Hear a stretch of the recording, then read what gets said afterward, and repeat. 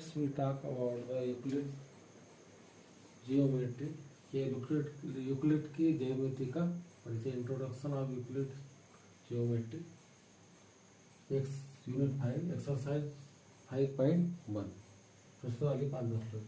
इससे पहले ही क्वेश्चन है सत्य असत्य वाला। सत्य असत्य मतलब एक बिंदु से, पहला क्वेश्चन है सत्य असत्य में एक बिंदु से होकर केवल एक ही रेखा खींची जा सकती, ये असत्य। अब असत्य क्यों है इसको हम चेक करते हैं। पहले वाले किस तरह से चेक करते हैं, पहले ऑप्शन में असत्य क्यों है, क्योंकि ये एक बिंदु लिया, इससे अपन केवल एक रेखा नहीं खींच सकते, अनंत अनगिनत इनफाइनाइटली कितनी रेखाएं इससे खींची जा सकती है, अनकाउंटेबल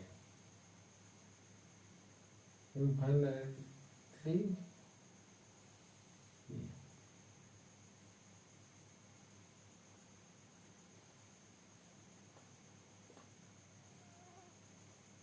एक बिंदु से होकर असंख्य रेखाएं खींची जा सकती है, क्योंकि यहाँ पे क्या दिया, एक ही रेखा खींची जा सकती है। तो क्या कितने रेखा खींच जा सकती, असंख्य रेखा। अब दूसरा देखते हैं, इसमें दूसरे में क्या रीजन आता है, देखते हैं समझने को। दो भिन्न बिंदुओं से होकर जाने वाली असंख्य रेखाएं, यहाँ पे देखिए कितना उलटती है। अब दो भिन्न बिंदु में लेता है, ऐसे मान लो ये तो बिंदु एक सिंगल बिंदु लिया था, यहाँ पे अपन ने दो बिंदु लिए, सपोज करो ये दो बिंदु लिए, इनका नाम है ए और बी। ये बिंदु केवल सिंगल था, इसको नाम कुछ भी दे देते हैं, इस बिंदु को नाम दे दिए स्मॉल ए। नाम ना भी दो तो कोई दिक्कत नहीं, बिंदु था उस पर, दो एक बिंदु से असंख्य रेखा खींच। अब यहाँ पे दो बिंदु इसलिए नाम दे दी। अब इससे कितनी रेखाएं खींच सकते ज्यादातर, एक ही रेखा खींच सकते हैं। अब अगली यदि खींचेंगे तो इस बिंदु से जाएगी, इससे नहीं जाएगी, सरल रेखा। तो दो भिन्न बिंदुओं से होकर जाने वाली सरल रेखा कितनी हो सकती, असंख्य होती, ये भी असत्य है। ये अवधारणा भी क्या है, असत्य, असंख्य नहीं हो सकती, केवल एक। तो बिंदु से कितनी रेखा जाएगी, केवल एक रेखा खींच सकते दो बिंदु से, एक सरल रेखा। अब इसके बाद क्वेश्चन नंबर 3 है, एक शांत रेखा दोनों ओर अनिश्चित रूप से पढ़ाई जा सकती है। तो ये है सत्य। क्यों सत्य, इसका रीजन अपन जानने का प्रयास करेंगे चित्र बनाकर। ये एक रेखा है, क्वेश्चन नंबर 3 यहाँ पे देख लेते हैं।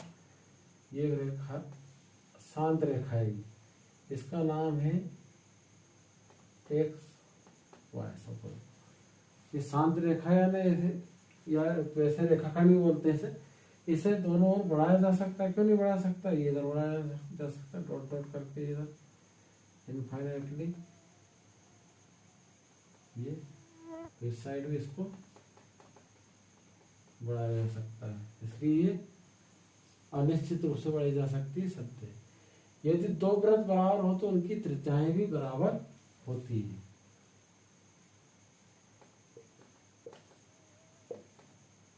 वृत्त जो है समरूप तो होते ही है, लेकिन यदि उनकी त्रिज्याएं बराबर होती तो वो सर्वांग समय होती है त्रिज्या। और दो वृत्त जो बराबर है सर्वांग समय, तो दो वृत्त बराबर या सर्वांग समय, तो वृत्त बराबर या सर्वांग सम, सर्वांग सम हो तो उनकी त्रिज्या क्या रहती है, बराबर रहती है। तो उनकी त्रिज्याएं भी बराबर होती है। तो सर्वांग सम की त्रिज्याएं बराबर होती है, तो इसका मतलब एक अर्थ भी अपना सत्य है। आप इसके साथ लेके इसको लिख सकते, नोट कर सकते हैं कॉपी में। अगला क्वेश्चन कुछ डेफिनेशन पे आधारित है, उसकी कुछ डेफिनेशन बताएंगे उसको। क्वेश्चन नंबर 2,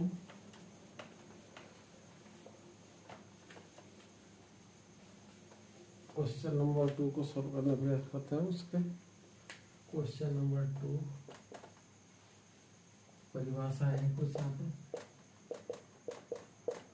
सबसे पहले क्या पूछा उसमें परिभाषा में, सबसे पहले पूछा गया समांतर रेखाएं। कौन सी रेखाएं? समांतर रेखाएं। समांतर रेखाएं। तो समांतर रेखाएं ऐसी होती है जो आपस में कहीं पर भी प्रतिच्छेद या इंटरसेक्ट नहीं करती, पैरेलल लाइन। तो समांतर रेखाएं कैसी होती है? जैसे रेल की पटरी के जैसी। ये समांतर रेखाएं, ये आपस में कहीं पर भी इंटरसेक्ट या प्रतिच्छेद नहीं करती। ऐसी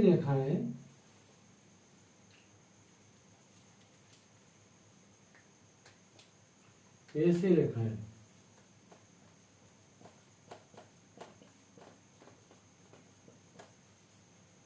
जो आपस में प्रतिच्छेद ना करे, एक दूसरे को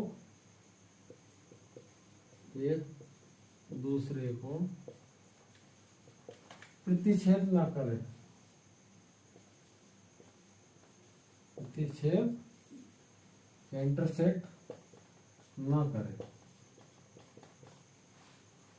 समांतर रेखाएं कहलाती हैं।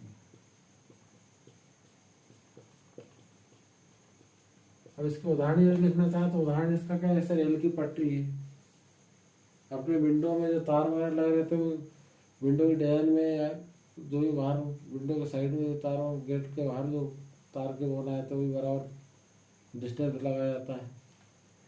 तो जो आपस में इंटरसेक्ट ना करे वो वाली रेखा क्या कहलाती है? समांतर रेखाएं कहलाती है। बिजली खंभों पे तारों को देखा हुआ, जो तार लगे रहते स्ट्रेटली लगे रहते हैं, उनको समांतर लाइन में दिखाई देते हैं, पैरेलल लाइन में। तो इसके बाद अगला खेपटे पर परिभाषा एक और दी इसमें, लंब रेखाएं। तो लंब रेखाएं क्या होती है?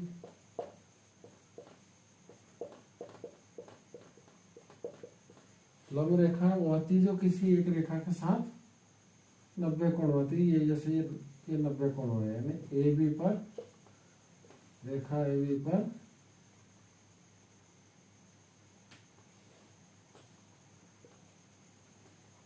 ये रेखा एक्स वाई लंब, एक्स वाई पर इसको जब बोल सकते हैं एक्स वाई पर ए बी लंब है या ए बी पर एक्स वाई, क्योंकि 90 का एंगल बना रही है। ये लंब रेखा हो गया। अगला देखते हैं, अगला क्या क्वेश्चन है इसमें? रेखाखंड। अब देखते हैं रेखाखंड। जो शांत रेखा कहा था वो ये रेखाखंड है।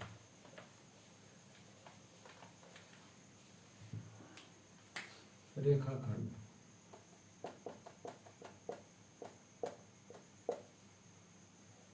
रेखाखंड में क्या रहेगा? रेखाखंड की पोषण, रेखाखंड की परिभाषा देखना होगा। तो रेखाखंड क्या होता है? रेखाखंड की एक निश्चित लंबाई होती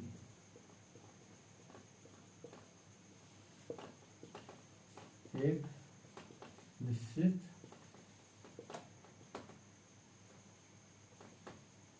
लंबाई होती है।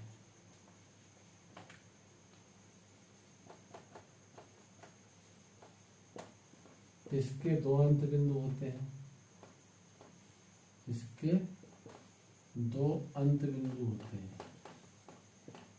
कितने अंत बिंदु होते हैं? दो अंत बिंदु होते हैं।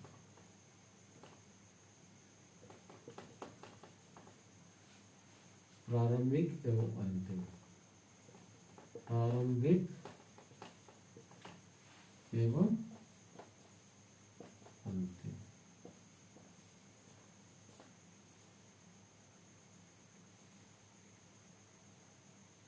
कितने बिंदु होते हैं? दो अंत बिंदु होते हैं। कौन कौन से? प्रारंभिक और अंतिम। चलिए अब रेखा और रेखाखंड में अंतर समझने का प्रयास करें।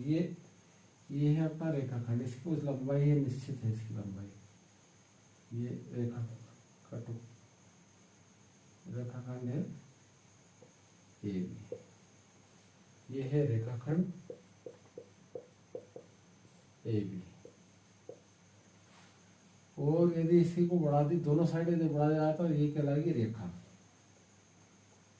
दोनों साइड जाती ये होती है रेखा। इसके बाद अपन चलते कि एक इसमें रेखा में कोई अंत बिंदु नहीं होता, रेखाखंड में दो अंत बिंदु दिख रहे हैं ए और बी, इसकी इस साइड और उस साइड जो भी माप है इसका मान लो 10 सेंटीमीटर 10 सेंटीमीटर, जो भी माप हो नाप मेजर करके जो देखें तो फिक्स रहता है इसमें रेखाखंड में। लेकिन इसमें कोई माप फिक्स नहीं है, रेखा का कोई माप फिक्स नहीं है, एक्स वाई ये रेखा है। तो ये ध्यान रखना रेखाखंड में क्या होता है, दो अंत बिंदु होते हैं और इसकी लंबाई निश्चित रहती है, होती है रेखाखंड की किसी भी, कोई 5 सेंटीमीटर कोई 10 सेंटीमीटर जैसा रेखाखंड बनाया जाता हो वो फिक्स होती है। लेकिन रेखा की कोई लंबाई फिक्स नहीं होती, इसका कोई अंत बिंदु भी नहीं रहता, दोनों साइड बढ़ाई जा सकती है रेखा। इसके बाद क्या है, रेखा देखिए एक और शब्द आता है अपने पास किरण, तो किरण का केवल एक अंत बिंदु होता है, प्रारंभिक अंत बिंदु जिसे अपन कहते हैं किरण। आशा करता हूँ रेखाखंड रेखा और किरण में अंतर समझ में आ गया होगा। अगला क्वेश्चन है इसमें देखते हैं, अगली डेफिनेशन कहती वृत्त की त्रिज्या है। वृत्त की त्रिज्या क्या होती है और देखते हैं अगली परिभाषा इसी में, वृत्त की त्रिज्या है। अब वृत्त की त्रिज्या देखते हैं, वृत्त की त्रिज्या, वृत्त के केंद्र से, वृत्त के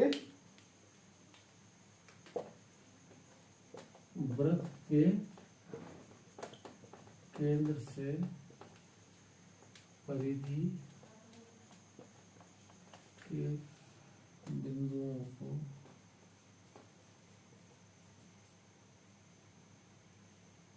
बिंदु से मिलाने पर प्राप्त रेखाखंड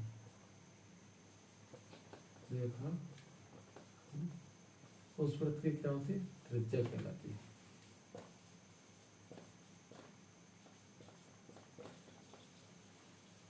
और यहाँ पे देखते हैं किस तरह से वृत्त के केंद्र से मिलाया जाता है उसको। सपोज करो ये एक वृत्त है, ये इसका केंद्र है, ये परिधि, ये क्या है ओ इसका क्या है, केंद्र है, ये क्या है इसकी परिधि। वृत्त के केंद्र को परिधि से मिलाने वाला रेखाखंड, केंद्र से ये परिधि को बनाया गया है ओ ए, ये क्या कहलाता है, ये है त्रिज्या, ये क्या है त्रिज्या, ये क्या है केंद्र बिंदु ओ, और ये क्या है परिधि। इससे परिधि भी अलग त्रिज्या हुई, चाहे तो इसमें वृत्त का व्यास पूछे तो व्यास का बोलेंगे, वृत्त के केंद्र से होकर जाने वाला परिधि के दोनों मिलने वाला रेखाखंड, परिधि का रेखाखंड जो दोनों छोर में परिधि में मिलता है और कैसे केंद्र से होकर जाता है। ये वृत्त की सबसे बड़ी जीवा जो है, वैसे अपनी भाषा गणित की भाषा में समझे तो वृत्त की सबसे बड़ी जीवा जो है, वृत्त के देह जीवा क्या होती है, वृत्त के दो बिंदुओं को मिलाने वाली, वृत्त की परिधि के दो बिंदुओं को मिलाने पर जो रेखाखंड प्राप्त होता है वो उस वृत्त का जीवा कहलाता है। और वृत्त की सबसे बड़ी जीवा को अपन क्या बोलते हैं, व्यास, क्या बोलते हैं व्यास, ये केंद्र से होकर जाता है। और ध्यान रखना व्यास बराबर 2 इंटू, व्यास बराबर क्या होता है 2 गुणा त्रिज्या होता है, यानी व्यास त्रिज्या का डबल होता है। तो जीवा शब्द समझ में आया, ये जीवा शब्द बता देते हैं। अच्छा व्यास जो है सबसे बड़ी जीवा है, ये क्या है सबसे बड़ी जीवा, वृत्त की सबसे बड़ी जीवा है, वृत्त की सबसे बड़ी जीवा व्यास कहलाती है। और जीवा शब्द अलग से समझाने की आवश्यकता नहीं है, ये वृत्त है इसमें ये छोटी जीवा, ये जीवा होगी, ये भी जीवा है, ये जो केंद्र से होकर जाती है वो सबसे बड़ी जीवा होती है। उसे व्यास कहते हैं सबसे बड़ी जीवा को। तो आगे देखते और क्या दिया, इसमें क्या पूछा है वर्ग। अगला अपने पास है वर्ग, इसमें परिभाषा में वर्ग देखते हैं। वर्ग की डेफिनेशन करना तो वर्ग स्क्वायर। तो वर्ग क्या है? वर्ग में अपन देखते हैं चार भुजाओं वाली, चार भुजाओं बराबर, चार भुजाओं बराबर भुजाओं वाली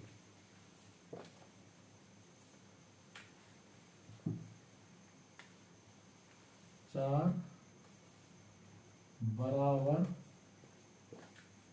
भुजाओं एवं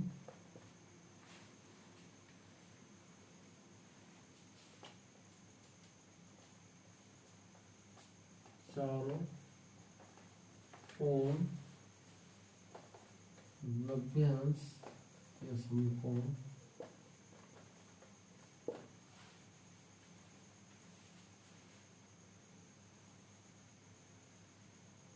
वाली बंद आकृति, ओपन नहीं क्लोज, बंद आकृति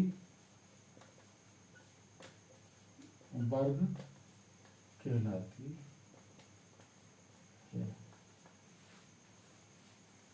चार भुजाओं वाली बंद आकृति है जिसकी चारों भुजाएं बराबर हो, साथ में प्रत्येक कोण कितने का हो? 90 डिग्री का हो। A B C D, right angle, ये वर्ग कहलाती है। या फिर इसकी एक दूसरी परिभाषा